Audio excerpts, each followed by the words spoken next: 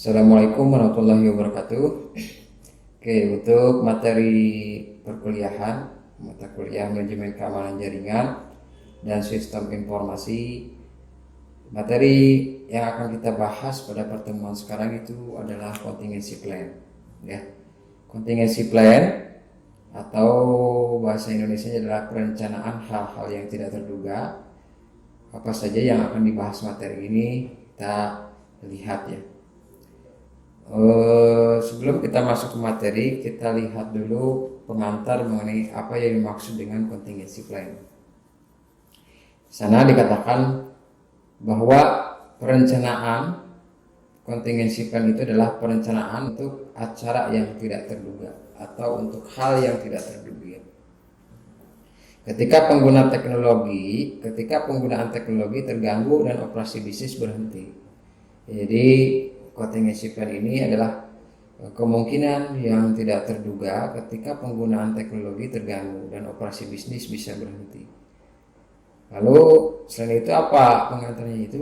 Prosedur yang diperlukan di mana akan memungkinkan organisasi untuk terus berfungsi jika dukungan teknologi informasi terganggu. Jadi ini fungsi dari perencanaan kontingensi. Ya. Perencanaan kontingensi itu adalah kegiatan untuk hal-hal yang tidak terduga, kemudian prosedur yang diperlukan di mana memungkinkan ini terus berfungsi, sehingga dukungan teknologi informasi pada organisasi tidak terganggu. Ya. Ini adalah tujuan dari contingency plan. Oke, kita lihat lagi berikutnya. Apakah perencanaan contingency? Yaitu perencanaan keseluruhan untuk kejadian yang tidak terduga, disebut dengan contingency. Perencanaan contingency itu perencanaan terhadap keseluruhan untuk kejadian hal yang tidak terduga, disebut dengan perencanaan contingency. Ini adalah posisi bagaimana organisasi merencanakan untuk mempersiapkan. Ini bagaimana posisi si organisasi merencanakan, mempersiapkan, mendeteksi, bereaksi terhadap pemulihan. Jadi bagaimana si organisasi ini mempersiapkan dalam hal apa? Mendeteksi ancaman, bereaksi terhadap insiden dan memulihkan ketika terjadinya suatu disaster ataupun penyerangan dari peristiwa yang mengancam keamanan sumber informasi dan aset. Itu adalah dari yang berkaitan mengenai perencanaan kontingensi. Lalu tujuan utama dari perencanaan kontingensi ini adalah tujuan utamanya itu restorasi ke mode normal operasi. Ya. Jadi tujuan utama dibentuknya ataupun dibuatkannya suatu contingency planning ini adalah membuat ke mode normal operasi. Jadi website awal perusahaan punya website, perusahaan punya toko online, perusahaan punya apapun itu, ketika terjadi trouble websitenya, servernya ataupun komputernya, itu bisa direstorasi ke mode normal operasi dengan sangat cepat dan sudah sesuai prosedur dan SOP, sehingga proses bisnis bisa berjalan kembali. Itu tujuan utama dari contingency ya.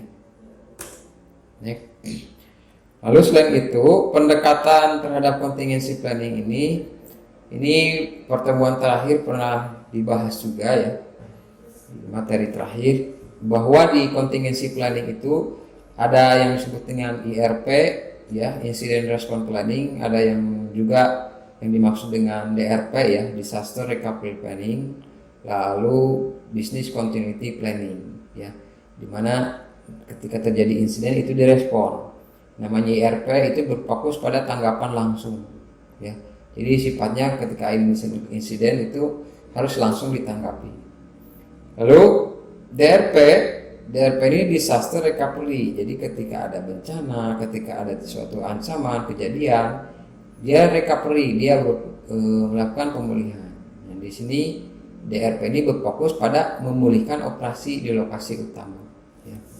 Jadi fungsi DRP ini, disaster recovery planning ini adalah berfokus pada memulihkan operasi di lokasi utama.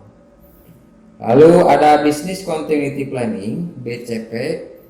Ini adalah memfasilitasi pembentukan operasi komponen alternatif ya. Jadi Business Continuity Planning ini yang merencanakan, memberikan alternatif, memberikan solusi ketika si disaster sedang direcovery ataupun ketika insiden sedang direspon.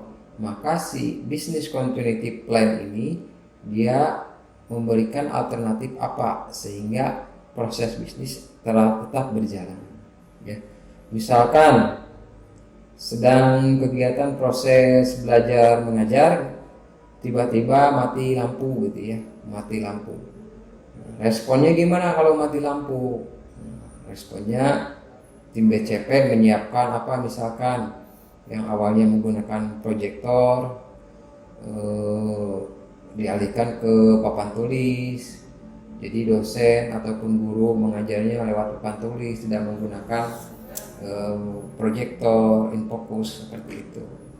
Nah itu semua harus sudah SOP-nya harus sudah sudah jelas ya, sudah jelas.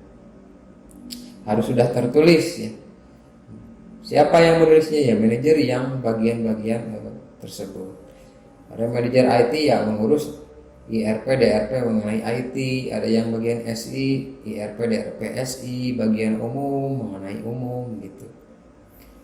Lalu pendekatan contingency plan itu ada identifikasi, misalnya bisnis penting fungsi, mengidentifikasi sumber daya, antisipasi kontingensi, strategi perencanaan, menerapkan strategi pilih, lalu tas dan merevisi kontingensi. Ini adalah merupakan pendekatan terhadap contingency plan. Anda bisa lebih memahaminya, nanti Anda bisa baca sendiri modul utuhnya, nanti saya bagikan ya. Next, nah 4 tim yang terlibat dalam perencanaan kontingensi dan operasi kontingensi. Jadi untuk membuat sebuah contingency planning tentu saja dibutuhkan sebuah tim. Nah tim-timnya biasanya ada tim CP, ada tim IR, tim DR, tim BC. Tim CP ya tim contingency planningnya itu sendiri. Tim IR yaitu insiden responnya, tim DR tim disaster recovery-nya, lalu tim business continuity. Ini adalah 4 tim yang terlibat dalam perencanaan kontingensi dan operasi kontingensi. Oke ya, 4 tim. Kita next. Nah, ini ada NIST menggambarkan kebutuhan untuk jenis perencanaan sesuai. Nah ini apa namanya? Kalau NIST ini semacam SOP ataupun aturan-aturan yang sudah ditetapkan ya. Kalau membahas NIST kemudian yang lainnya nanti ada di materi yang lainnya ya. Kita bahas dulu. Nah ini pernah juga dibahas di materi sebelumnya, bahwa contingency plan ini terdiri dari incident response, terdiri dari tim disaster recovery, terdiri dari tim business continuity. Ini adalah tim yang bergerak dalam merencanakan suatu kontingensi atau suatu hal yang tidak terduga. Si perusahaan, si organisasi apapun itu, mereka harus memiliki ini. Bahkan negara pun sama, ya, negara pun dia memiliki tim contingency plan ini.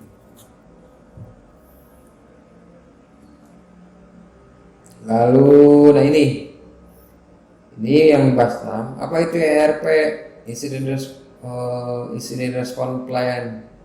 Itu secara rinci proses dan prosedur mengantisipasi, mendeteksi dan mengurangi dampak dari kejadian yang tak terduga yang mungkin kalau sumber informasi dan aset ya.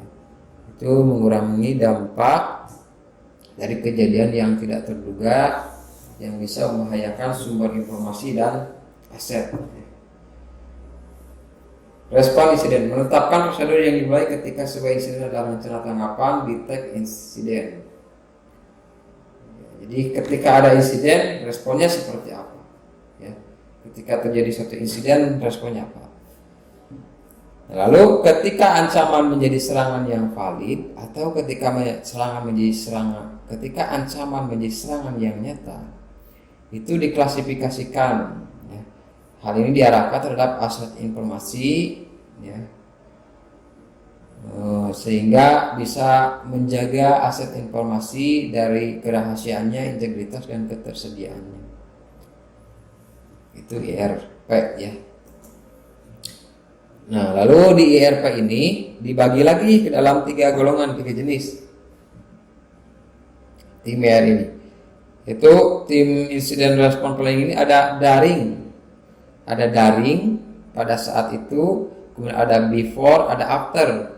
Daring incident, before incident, after incident. Kita bahas dulu insiden yang daring. Daring itu pada saat terjadi insiden. Yaitu daring insiden, perencanaan, mengembangkan dan mendokumentasikan prosedur yang harus dilakukan saat kejadian. Jadi saat kejadian itu, ancaman itu saat kejadian, nah kita harus mampu mendokumentasikan. Prosedur ini dikelompokkan dan ditugaskan untuk bagi peran komite dan draft perangkat fungsi khusus prosedur. Jadi ketika terjadi suatu ancaman, kita harus mampu mendokumentasikan, merekam, memonitoring apa sebenarnya yang terjadi. Nah, setelah itu after incident, ketika insiden telah terjadi, setelah prosedur penanganan insiden yang disusun, perencanaan mengembangkan dan mendokumentasikan proses yang harus dilakukan segera setelah kejadian itu telah berhenti. Ya, kemudian before incident, perencanaan merancang set ketiga prosedur tugas yang harus dilakukan.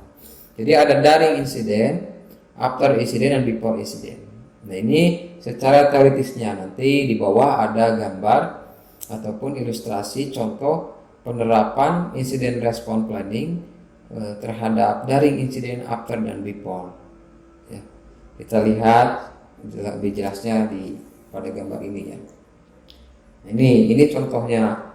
Mudah-mudahan tulisannya bisa terlihat. Adapun jika kurang jelas, nanti bisa baca saja di modul utuhnya atau di slide utuhnya. Kita perhatikan di sana terdapat ada before an attack, after an attack, dan during an attack. Nah, si attack ini adalah sebuah insiden, serangan ini. Maka contingency plan-nya yang perlu diterapkan yaitu before-nya itu.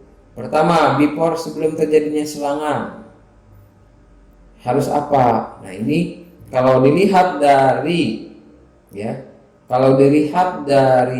isi ataupun konten dari ininya ya, bagian-bagian ini adalah ancamannya, ini attack-nya ini adalah sebuah virus ya.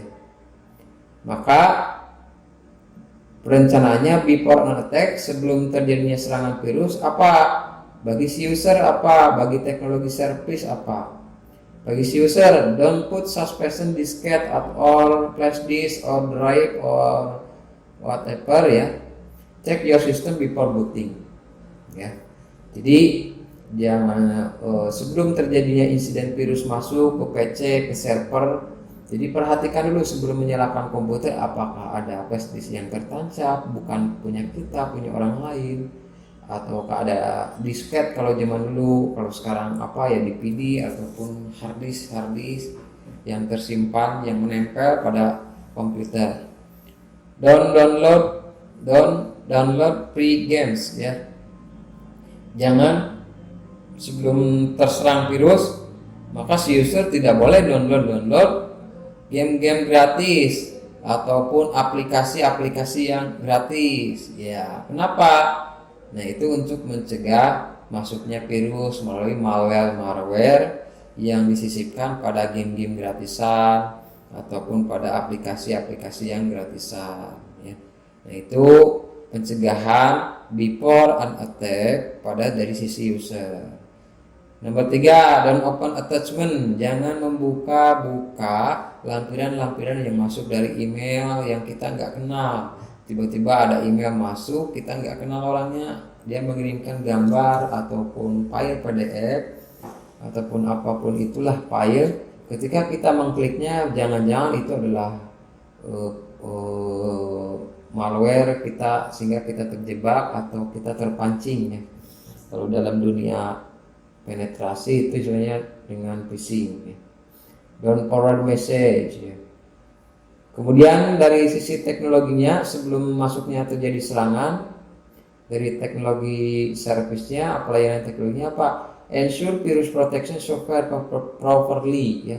Jadi pastikan Anda memiliki antivirus yang proper ya, yang bagus lah, yang ya. Jadi sebelum terjadi serangan, pastikan komputernya, servernya sudah dipasang antivirus, baik itu antivirus yang untuk komputer ataupun antivirus jaringan ataupun firewall yang lainnya. Automate whenever possible, provide awareness and training user and proper use the email antivirus software ya, ini juga sama ya. Jadi sebelum terjadinya serangan, dari sisi teknologi pastikan memiliki antivirus yang proper, yang bagus. Kemudian dari sisi user, dan jangan menyimpan, jangan membuka hal-hal yang bisa berpotensi hadirnya suatu serangan. Lalu after an attack, setelah terjadinya serangan ya, setelah jika serangan virusnya sudah masuk gitu ya, kemudian sudah di-delete, sudah dihapus, maka apa yang dilakukan usernya? Pertama, scan your computer thoroughly for any additional virus. Jadi tetap scan komputer. Jika virus sudah terhapus pada PC, pada apapun itu, pada aplikasi website, misalkan di websitenya ada virusnya, di scan lagi. Virusnya sudah terhapus, scan lagi, barangkali ada sisa-sisa. Kemudian yang lainnya, daring and attack, pada saat terjadi serangan. Nah ini dari sisi user, if your antivirus software detect an attack, it will delete. Jadi ketika ada virus yang masuk, ketika ada malware yang masuk, maka si user harus cepat-cepat menghapus ya, daringnya ya. Jadi pada saat ada virus masuk, si user harus cepat-cepat menghapus, menghilangkan virus ataupun malware tersebut. Nah, itu adalah salah satu contoh incident response planning terhadap ancamannya. Apa di sini? Ancamannya adalah virus di sini. Serangan virus. Sebelum virus masuk, beforenya harus gimana? Setelah virus dihapus, maka harus melakukan apa? Pada saat virus masuk harus melakukan apa juga. Inilah salah satu contoh simpel dari contingency plan dari sisi incident response. Nah itu ya. Semoga Anda paham mengenai teori-teori incident response planning. Sudah, kita next lagi. Oke, saya next saja lah ini. Ini nggak perlu. Nah ini kita bahas. Ini indikator ataupun indikasi-indikasi yang bisa menyebabkan terjadinya insiden. Indikator kemungkinan, contohnya apa? Kehadiran file asing. Nah ini ancaman. Kehadiran file asing. Tiba-tiba nih ke email kita muncul email baru, tapi isinya file apa ya ini? Penasaran, pengen buka. Nah gitu. Ataupun kehadiran file asing, misalkan saya di laptop, di server tidak menginstalkan aplikasi ini, kok ini terdetek di ada proses aplikasi yang berjalan. Nah gitu. Kehadiran atau pelaksanaan program yang tidak dikenal, nah itu yang dimaksud ya. Jadi saya nggak merasa menginstal programnya di PC, tiba-tiba ada ini. Nah, itu indikator terjadi insiden. Konsumsi yang tidak biasa dari sumber daya komputasi, misalkan indikator insiden ini konsumsi yang tidak biasa dari sumber daya. Misalkan kalau sumber daya server atau komputer kan ada sumber daya prosesor, memori RAM-nya, kemudian hard disk-nya. Nih biasanya gini, biasanya prosesornya itu berjalannya normal, tapi kok hari ini kok prosesornya kayak yang panas ya, mengkonsumsinya terlalu banyak. Memori RAM-nya itu biasanya yang terpakai hanya 1 GB. Tiba-tiba ketika dimonitoring, nah ini kenapa jadi 3 GB sampai full, misalkan 8 GB pengerjaan konsumsi memori RAM-nya. Nah, itu juga menjadi indikator terjadi insiden. Nah pada saat terjadi demikian, apa yang harus dilakukan? Lalu sistem crash unusual, maksudnya sistem crash aplikasinya error, rusak, tidak bisa digunakan. Ya, apa yang harus dilakukan? Kegiatan dikala tak terduga, kehadiran akun baru, serangan yang dilaporkan. Maksudnya serangan yang dilaporkan itu ada hacker yang ngasih tahu nih ada celah nih, ini ada ini. Nah, itu juga indikator insiden. Pemberitahuan dari IDS atau Intrusion Detection System. Ya, IDS ini nanti kita praktekkan di modul praktikum ya. Di modul praktikum kita coba yang maksud dengan IDS ini. Indikator definite, penggunaan rekening aktif, perubahan log-log, kehadiran alat hacker atau tool hacker, pemberitahuan dengan pasangan atau rekam, pemberitahuan oleh hacker. Nah, ini semua adalah bagian dari indikator terjadinya suatu insiden. Sebenarnya insiden itu pada dunia IT, dunia sistem informasi masih banyak lagi. Ya, seperti listrik yang tidak stabil, kemudian ruangan yang terlalu panas, itu bisa menyebabkan insiden itu timbul ya. Insiden itu timbul atau menjadi ancaman yang valid. Nah, itu adalah salah satu indikator insiden. Semoga Anda paham. Nah, ketika insiden itu aktual ataupun ketika insiden itu terjadi yang di atas ini, jika semua ini terjadi ya, maka kemungkinannya apa? Kehilangan ketersediaan. Maka kehilangan availability ya, memungkinkan kehilangan ketersediaan data dan informasi. Bisa memungkinkan kehilangan integritas. Maksud integritas itu penghubung. Kehilangan kerahasiaan, pelanggaran kebijakan, pelanggaran hukum. Ini adalah akibat-akibat jika insiden itu dibiarkan ya. Maka keamanan, integritas, kerahasiaan dan ketersediaan itu bisa terganggu ya. Bisa terganggu. Nah, seperti itu. Next saja, kita next. Satu lagi mungkin yang perlu saya bahas di sini, ini next saja. Nah, ini salah satu insiden response and disaster recovery ya. Insiden disaster recovery. Jadi di sini ada dua. Ada insiden responnya gimana dan disaster recovery gimana. Ini misalkan targetnya ini ada satu buah server ya. Satu buah server ini diakses. Server itu diakses, yang satu server di ujung diakses. Dia yang usernya satu orang. Si user ini melakukan DDoS, denial of service. Si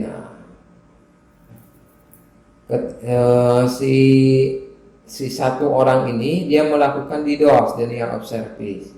DDoS itu dia merequest server oleh satu unit komputer, tapi prosesnya itu diduplikat menjadi banyak, bisa sampai 1000 duplikat. Apa nanti yang mengakibatkan? Nanti konsumsi servernya akan banyak, ya.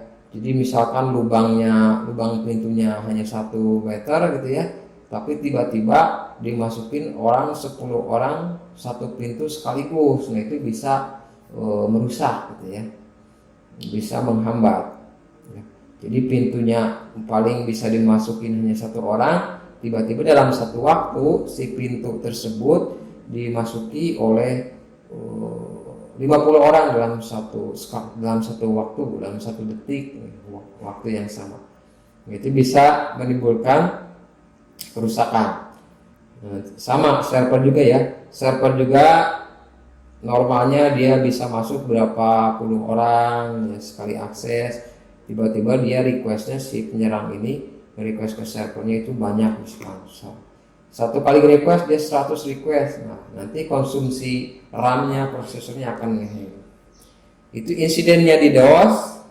Insidennya adalah denial of service. Lalu recovery-nya gimana? Kalau servernya sudah hang, maka harus direcovery seperti apa? Nah, itu adalah salah satu contoh nyata ketika terjadi suatu insiden, maka harus direspon. Lalu disaster recovery-nya apa? Ya. Jadi pemulihannya harus seperti apa? Nah, Gitu. Bagaimana kalau dididas terus nanti apakah servernya ini kan isi servernya bisa berbagai jenis aplikasi. Misalkan ini servernya server marketplace, contoh ini server Tokopedia atau Bukalapak gitu ya. Ketika servernya down, orang-orang yang mau belanja pun sama. Ada orang yang melakukan DDoS ke Tokopedia atau ke Bukalapak, pasti servernya down, nanti lelet terus lelet. Nanti orang yang ingin melakukan transaksi penjualan, pembelian terganggu. Nah, itu akan berakibat kerugiannya juga banyak, kerugian finansial dan kerugian proses bisnis. Itu adalah salah satu insiden. Jika terjadi demikian, maka si organisasi, si perusahaan harus merecovery seperti apa disasternya. Ya, itu adalah sekilas mengenai pembelajaran contingency plan. Untuk lebih jauhnya atau lebih detailnya, Anda bisa pelajari sendiri, baca sendiri di modul ini ya. Modul ini Anda pelajari, dan kemungkinan setelah materi ini, materi berikutnya insya Allah kita akan belajar praktikumnya ya. Praktikum bagaimana menjaga insiden-insiden, menghindari insiden yang terjadi, menghindari insiden yang bisa menjadi bisa ancaman bagi organisasi. Oke ya. Jadi pertemuan sekarang sampai sini dulu. Materi yang disampaikan itu adalah contingency planning. Ya. Anda baca teorinya, baca modulnya. Jangan sampai tidak baca, nanti Anda tidak paham apa yang dibahas di praktikum, modul praktikumnya. Oke ya, terima kasih. Sampai jumpa kembali. Terima kasih. Assalamualaikum warahmatullahi wabarakatuh.